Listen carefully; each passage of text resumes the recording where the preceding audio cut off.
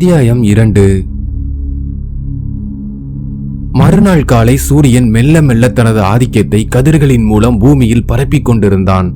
அன்று வாரத்தின் இறுதி நாள், சனிக்கிழமை. வேறு ஜீவாவிற்கு விடுமுறை. வீட்டில் உள்ள பொருட்கள் அனைத்தையும் ஒதுங்க வைப்பதற்கு அவனுக்கு அந்த வார இறுதி நாள் வசதியாக இருந்தது. எல்லா பொருட்களையும் ஜீவாவும் சங்கவியும் ஒழுங்கு செய்தார்கள். தேவையில்லாத பொருட்கள் அனைத்தையும் அந்த மர்மமான வீட்டில் அடைத்து விடலாம் என அடுக்கி வைத்தார்கள். அப்போதுதான் சங்கவி அந்த கருங்கல்லை கவனித்தாள். அதன் வசீகரம் அவளை மிகவும் ஈர்த்தது. அதில் பொறிக்கப்பட்டுள்ள எழுத்துக்களை வாசிக்க முயன்றாள். ஆனால் அது அவளுக்கு புரியவில்லை. அதில் வரையப்பட்டிருந்த சித்திரங்களை பார்க்கவே அவளுக்கு கொஞ்சம் பயமாக இருந்தது. ஏனோ அந்த கல்லின் அழகு அவளை மிகவும் ஈர்த்ததால் அதை தனது படுக்கை அறைக்கு எடுத்துச் சென்று அங்கு வைத்துக் கொண்டாள். அன்றைய பொழுதும் புலர்ந்தது. இரவு நேரத்தில் காற்று வாங்க மொட்டை மாடிக்கு சென்றான் ஜீவா.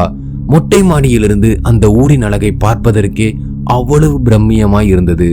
ஆங்காங்கே சில வீடுகள், சிறிய சிறிய விளக்குகள், ஓங்கி உயர்ந்த தென்னை மரங்கள், ஆங்காங்கே தென்படும் வேப்ப மரங்கள் என அந்த அழகை ரசித்துக் கொண்டே போகலாம்.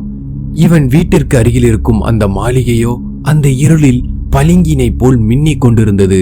அதன் அழகும் தோற்றமும் அவனை மிகவும் ஈர்த்தது. அந்த மாளிகைக்குள் போக வேண்டும் என்ற ஆசை இவனுள் எழுந்தது. அந்த மாளிகையில் அந்த காலத்தில் வாழ்ந்தவர்கள் எப்படி வாழ்ந்திருப்பார்கள்? இவ்வளவு பெரிய மாளிகையை அந்த காலத்தில் எப்படி கட்டியிருப்பார்கள்? பார்க்கவே ரொம்ப பிரம்மாண்டமாயிருக்கிறது என்று தனது மனதிற்குள் எண்ணிக்கொண்டு அதன் அழகை ரசித்துக் கொண்டிருந்தான். அதே சமயம் அந்த மாளிகையின் வாயில் அருகே ஒரு முயல் குட்டியானது தென்பட்டது. துள்ளி குதித்து அந்த மாளிகைக்குள் நுழைந்தது. இருட்டிலும் தெளிவாக தெரிந்தது அந்த வெள்ளை முயல் குட்டி. சங்கவிக்கு முயல் குட்டினா ரொம்ப பிடிக்குமே, அத போய் நாம புடிச்சிட்டு வருவோமா என்று மனதிற்குள் எண்ணிக்கொண்டு வேக வேகமாக கீழிறங்கி வந்தான் ஜீவா. அந்த மாளிகையின் வாயிலுக்கருகே நின்று கொண்டிருந்த அந்த முயல் குட்டி இவனை கண்டதும் சட்டென தாவி உள்ளே சென்றது. ஜீவாவோ அந்த மாளிகைக்கு அருகில் சென்றான். அந்த வயதான வாட்ச்மேனை கவனித்தான். அவரோ நாற்காலியில் அமர்ந்தபடியே உறங்கிக் கொண்டிருந்தார். சத்தம் எதுவும் வராமல் மெதுவாக அந்த மாளிகையின் கதவை திறந்து கொண்டு உள்ளே நுழைந்தான். முயல் குட்டி ஓடும் திசையை நோக்கி இவனும் ஓடத் தொடங்கினான். அந்த இருட்டிலும் முயல் குட்டி தாவி தாவி ஓடும் காட்சி மிகவும் அழகாக இருந்தது. மிகவும் சுலபமாகவும் இவன் கண்ணில் தென்பட்டது. மோடிக்கொண்டிருந்த முயல் குட்டி விருட்டென ஒரு கிணற்றுக்குள் பாய்ந்தது. அது பாய்ந்த வேகத்தில் அதற்கு எப்படியும் அடிபட்டிருக்கும் என்று நினைத்தவன் கிணற்றுக்கரையில் வேகமாக வந்து எட்டி பார்த்தான். அந்த கிணற்றில் தண்ணீர் இல்லை. ஆனால் கிணற்றின் சுற்றுச்சுவரை சுற்றிலும் அழகான பூச்செடிகள் வளர்ந்திருந்தது. கிணற்றில் ஆழமும் அவ்வளவு தூரம் தெரியவில்லை. அந்த முயல் குட்டி அழகாக அந்த கிணற்றிற்குள் துள்ளி விளையாடி கொண்டிருந்தது. ஆழம் அவ்வளவு தூரம் கிணற்றில் இல்லை என்றாலும் அந்த கிணற்றிலிருந்து வெளியே வருவதற்கான படிக்கட்டுகள் மிகவும் நேர்த்தியாக அமைக்கப்பட்டிருந்தது. அதில் கீழிருந்து 5வது படி துவங்கும் இடத்தில் மிகப்பெரிய தேன்கூடு ஒன்று காணப்பட்டது. அந்த கிணற்றுக்குள் எவ்வளவு பெரிய தேன்கூடா! கீழே இறங்கி அந்த தேனை எடுத்தால் எவ்வளவு அழகாக இருக்கும் என்று தனது மனதிற்குள் எண்ணிய ஜீவா கீழே இறங்க முயற்சி செய்தான். சட்டென அவனது மனதிற்குள் ஒரு நெருடல். இந்த ராத்திரியில எதுக்கு போய் இந்த கிணத்துக்குள்ள இறங்கணும்? தேவையில்லாத வேலை இது. நம்ம வீட்டுக்கு போயிட்டு நாளைக்கு சண்டே தானே, நாளைக்கு வாட்ச்மேன் சொன்னா அவரே ஹெல்ப் பண்ணுவாரு. 2 பேரும் சேர்ந்து அந்த தேனை எடுக்கலாமே என்று எண்ணியவன் அந்த இடத்தை விட்டு கலைந்தான். வரும் வழியில் அந்த கிணத்துல நம்ம இறங்கியிருந்தாலும் ஈஸியா மேல வந்திருக்கலாம். நாளைக்கு வந்து கண்டிப்பா அந்த தேனை எடுக்கணும் என்று தனது மனதிற்குள் உறுதிப்படுத்தி கொண்டான். அவன் அந்த மாளிகையின் வாயில் அருகே வரும்பொழுது வாட்ச்மேன் நல்ல உறக்கத்தில் இருந்தார். அவருக்கு தெரியாமல் மீண்டும் கதவை திறந்து கொண்டு அவன் வீட்டிற்கு திரும்பினான். வீட்டில் அவனுக்காக காத்து கொண்டிருந்த சங்கவி அவனை கண்டதும் கடிந்து கொண்டாள். எங்க போன ஜீவா? நான் எவ்வளவு நேரம் உன்னை தேடிக்கிட்டு இருந்தேன் தெரியுமா? நான் பக்கத்துலதான் நின்றுட்டு இருந்தேன். நீ ஏன் இப்படி பயந்த மாதிரி இருக்க? ஜீவா, வீட்டுக்குள்ள நீ இருக்கிற மாதிரியே இருந்துச்சு எனக்கு. ஆனா கூப்பிட்டு பார்த்தேன், எங்கேயுமே நீ இல்ல. அதான் பயந்து போய் நான் வெளியே வந்து நின்னுட்டேன். நீ எங்கேயோ ஜாலியா சுத்திட்டு வர. அப்படிலாம் இல்லப்பா. சரி வா, உள்ள போய் சாப்பிடலாம். இருவரும் வீட்டிற்குள் சென்றார்கள். அன்று இரவு உணவை முடித்தார்கள். படுக்கை அறைக்கு சென்று உறங்கத் தொடங்கினார்கள். இருவரும் உறங்கிக் கொண்டிருந்த சமயம் இவர்கள் அறைக்கு வெளியே ஏதோ விசித்திரமான சத்தம் ஒன்று வந்து கொண்டிருந்தது. தூக்கத்திலிருந்து திடுக்கிட்டு எழுந்தான் ஜீவா. என்ன சத்தம் இது? நம்ம தூக்கத்தை யாரோ டிஸ்டர்ப் பண்ற மாதிரி இருக்கு என்று கூறிக்கொண்டே அருகில் கவனித்தான். சங்கவி நன்றாக உறங்கிக் கொண்டிருந்தாள். தனது மொபைல் போனை எடுத்து நேரத்தை பார்த்தான். அது சரியாக 12:36 என காட்டியது. மெதுவாக எழுந்து சத்தம் வரும் திசையை நோக்கி நடந்தான். அது நேராக அவனை வீட்டின் சமையலறையில் கொண்டு போய் நிறுத்தியது. மெதுவாக அவன் சமையலறையை எட்டி பார்க்கும் பொழுது அங்கு உள்ள ஃப்ரிட்ஜுக்கு அருகில் யாரோ குத்த வைத்து உட்கார்ந்து இருப்பதை போன்று கவனித்தான். அந்த இருளில் அந்த உருவத்தின் கண்கள் மின்னிக் கொண்டிருந்தது. திடுக்கிட்டவன் அவனது அருகில் இருந்த விளக்கின் சுவிட்சினை தட்டினான். விளக்கு உயிர் பெற்ற அதே சமயம் அந்த உருவமானது சட்டென ஒரு புகையாக மாறி அருகில் இருந்த ஜன்னலின் வழியாக வெளியேறியது. இதை கண்டவன் அதிர்ந்தே போனான். தான் கண்ட காட்சி நிஜம்தானா, இல்லை தூக்கத்தில் தனக்கு ஏதேனும் இப்படி தோன்றுகிறதா என அவன் மனதிற்குள் ஒரு சிறிய போராட்டம். கண்டிப்பாக இது தனது பிரம்மையாகத்தான் இருக்க வேண்டும். அந்த இடத்தில் வந்து யார் உட்கார போகிறார்கள்? மிகவும் பயத்தோடு இருந்தவன் ஃப்ரிட்ஜில் இருந்த தண்ணீரை எடுத்து அருந்திக் கொண்டு மீண்டும் தன் அறையில் சென்று படுத்துக் கொண்டான். மறுநாள் காலையும் விடிந்தது. தூக்கத்தில் இருந்து விழித்தான் ஜீவா. இரவு நடந்த சம்பவம் அவன் மனதில் ஓடிக்கொண்டேதான் இருந்தது. அருகில் இருந்த சங்கவியை கவனித்தான். அவள் நன்றாக உறங்கிக் கொண்டிருந்தாள்.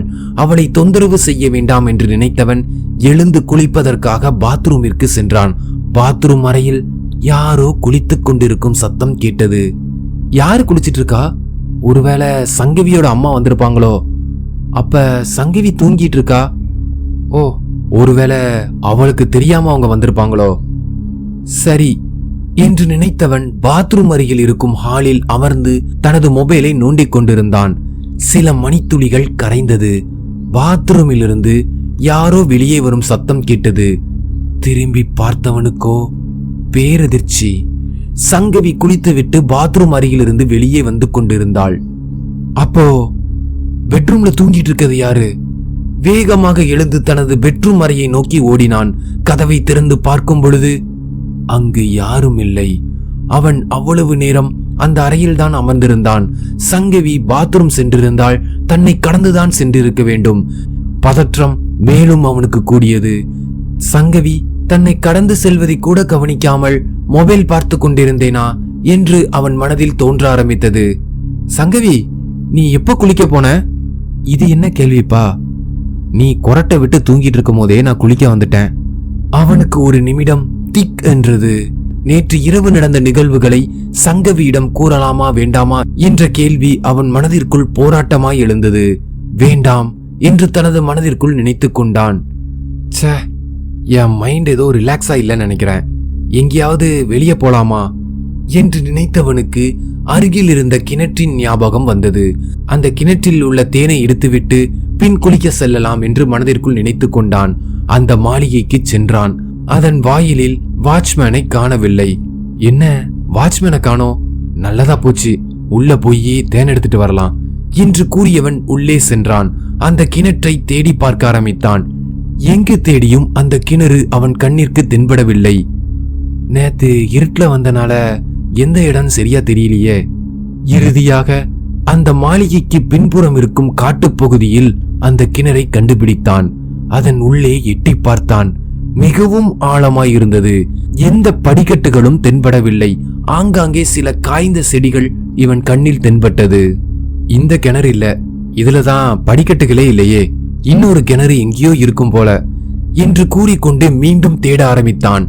ஆனால் அந்த கிணற்றை கண்டுபிடிக்க முடியவில்லை. கவலை தோய்த்த முகத்தோடு மீண்டும் அந்த மாளிகையின் வாயில் அருகே வந்தான். பின்னால் இருந்து ஒரு கை அவனை தொட்டது. திடுக்கிட்டு திரும்பினான். என்ன தம்பி இந்த பக்கம்? இந்த மாளிகைக்குள்ள வரதுக்கு ஏன் அனுமதி இல்லாம நீங்க உள்ள வரக்கூடாது என்றார் வாட்ச்மேன். ஐயோ இல்லங்க, நேத்து நைட்டு ஒரு முயலை துரத்திட்டு வந்தேன். இந்த பங்களாக்குள்ள உள்ள கிணத்துல போய் அது விழுந்துருச்சு. அந்த கிணத்துல ஒரு பெரிய தேன் கூடு இருந்துச்சு. அதை எடுத்துட்டு போகலாமேன்னு இந்த பக்கம் வந்தேன். உங்களை பார்த்தேன், நீங்க எங்கேயுமே காணோம். அதனாலதான் சரி நம்மளே எடுத்துடலாமேன்னு உள்ள வந்துட்டேன். மன்னிச்சிருங்க ஐயா. கிணறா? ஆமா பெரியவரே, அது பங்களாவுக்கு பின்னாடி காட்டுப்பகுதியிலலாம் இருக்கு. சரி வாங்க போய் பார்க்கலாம் என்று கூறிக்கொண்டு பங்களாவின் பின்புறம் உள்ள காட்டுப்பகுதியை நோக்கி நடக்கத் தொடங்கினார்கள். நேராக சென்று அந்த ஆழமான கிணற்றின் அருகில் நின்றார்கள். உள்ளே எட்டி பார்த்தார்கள். தம்பி, நீ சொன்ன மாதிரி இந்த கிணத்துக்குள்ள தேன்கூடுலாம் ஒண்ணும் இல்லையாப்பா? ஐயோ ஐயா, நான் சொன்னது இந்த கிணறு இல்ல. நான் பார்த்த கிணறுல ஆழமே இல்ல. உள்ள நிறைய பூச்செடிலாம் நல்லா வளர்ந்துருந்துச்சு. அதுவும் இல்லாம படிக்கட்டுலாம் இருந்துச்சு. அந்த படிக்கட்டுல தான் அந்த தேன்கூடே தொங்கிட்டு இருந்துச்சு. இதை கேட்ட அந்த வாட்ச்மேன் வயிறு வலிக்க சிரிக்க ஆரம்பித்தார். தம்பி, இந்த மாளிகையில இந்த ஒரு கிணறு தான்ப்பா இருக்கு, வேற கிணறுலாம் கிடையாதுப்பா. ஐயோ பெரியவரே, நேத்து நைட்டு நான் நல்லா பார்த்தேனே. தம்பி, இந்த ஒரு கிணறு தான்ப்பா. சரி சரி, இங்கெல்லாம் ரொம்ப நேரம் நிக்க கூடாதுப்பா, நீ வெளியே கிளம்பு. இந்த கிணற்றில் தான் விழுந்திருந்தால் வெளியே வருவதற்கான வாய்ப்பே கிடையாது. அந்த அளவிற்கு ஆழமாகவும் பயமாகவும் இருந்தது. ஜீவா மிகுந்த யோசனையுடன் அந்த மாளிகையை விட்டு வெளியேறினான். அவன் வெளியேறும் சமயம் திரும்பி பார்க்கையில் அந்த மாளிகையின் மொட்டை மாடியில் ஒரு பெண் நின்று கொண்டிருந்தாள். ஜீவா வாட்ச்மேனை நோக்கி, பெரியவரே, அந்த மொட்டை மாடியில நிக்கிற பொண்ணு யாரு என்று கேட்க, யாரு தம்பி, என் கண்ணுக்கு ஒன்னும் தெரியலையே என்றார் அந்த முதியவர். கண்ணு தெரியாதவனெல்லாம் வாட்ச்மேனா போட்டிருக்காங்க என்று தனது மனதிற்குள் எண்ணிக்கொண்டு அந்த இடத்தை விட்டு வேகமாக நகரும் முன் அந்த பெண்ணை பார்த்தான். அந்த பெண் இவனை பார்த்து மெதுவாக சிரித்தாள்.